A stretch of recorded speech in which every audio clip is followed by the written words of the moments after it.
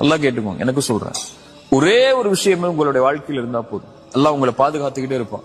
அந்த பாதுகாப்புல இருந்து நீங்க விலகவே மாட்டீங்க. அந்த ஒரு விஷயத்தை மட்டும் உங்களுடைய மௌத்து வரைக்கும் நீங்க கடைபிடிச்சீங்கன்னா போதும். ஃபஜ்ர் தொழுங்க.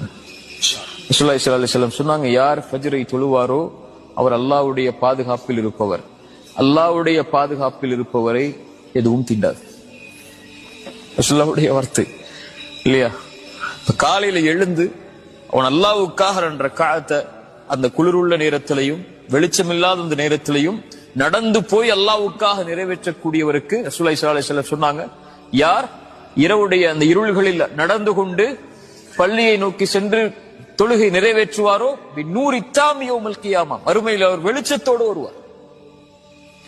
அல்லாஹ் அவரை பாதுகாக்கிறான். யார் ஃபஜ்ரை தொழுவாரோ அவரை அன்றைய தினம் முழுவதும் அவர் அல்லாஹ்வுடைய பாதுகாப்பில் இருப்பவர்.